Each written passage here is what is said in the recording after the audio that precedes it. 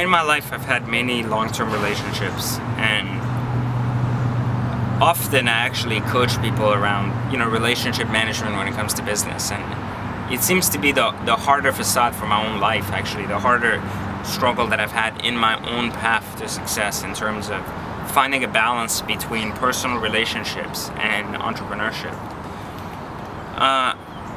It's such a delicate topic because so much goes into it. Like, when you talk about two individuals coming together, there's so many variables that there's no one-size-fits-all kind of solution for me to tell you something and then you apply that and then it becomes like, oh, this is the model for how to make a relationship survive as an entrepreneur. But I would tell you this, I would tell you that holding a personal relationship, and when I'm saying relationship, in this particular case, we're referring to a love relationship with anybody, during your climb to stardom, or ultimately to the top of your own project, is extremely difficult. It's extremely difficult because work-life balance comes to play, but for you as an entrepreneur, everything's about work. Everything's about driving that passion home, coming up with new ways to innovate, always thinking, even when you're not at work, about ways or what you're gonna do to improve tomorrow, how you're gonna reach a bigger audience, how you're gonna win in the marketplace. All these things come to play every day, every second. And you're gonna have times where you space out and people are talking to you, you're not paying attention at all. You're gonna have times when you really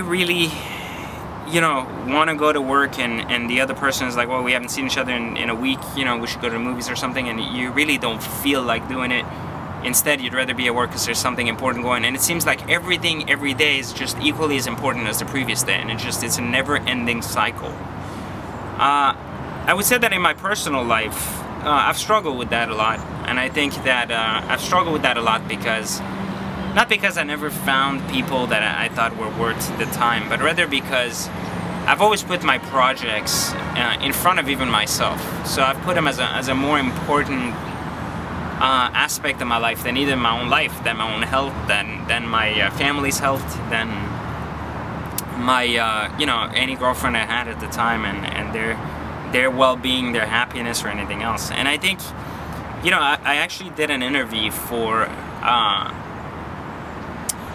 the Secret Academy, and I think it was with Alan Noklevitz, and he told me, I asked him, I said, well, how do you have a wife and two kids and still manage to run almost like $100 million company? And he says, well, it's hard, it's really hard.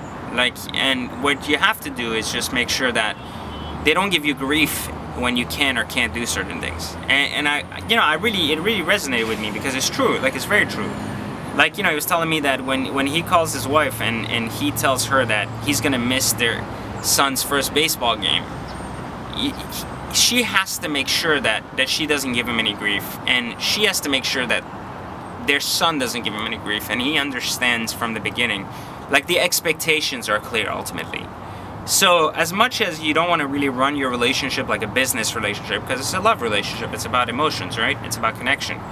There has to be that business understanding that even though that other person is perhaps not as involved or integrated into what you're doing, they need to understand that it is who you are and it is part of your life, and that without it, not only you can't be happy, but without it, you can't flourish as a couple, or as your emotions towards each other can't flourish. Because it's like saying that you're going, by keeping someone from doing what they love, or kind of coming up with excuses, etc., then all the time about, you want to go here, you want to go there, and they shouldn't be working, and this and that, or always giving them grief about you're always working, you're doing that, then you're ultimately taking what someone's life is and saying it's not a fit for you. I still want to be with you, but this isn't something I care about. And this other person is thinking, well, this is my life. What do you mean you don't want to be part of it?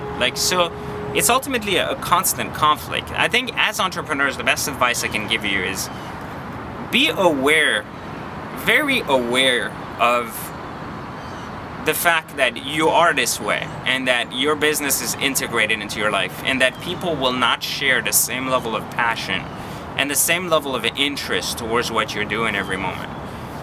be mindful of the fact that people will not want to hear the same crap over and over about your life, and that you will need to come up with more creative ways to create entertainment and emotional value for the person you're with, rather than just talk about your business or what it is that you wish to do today about your business, or the wins you've had in business, or how far you're taking your brand.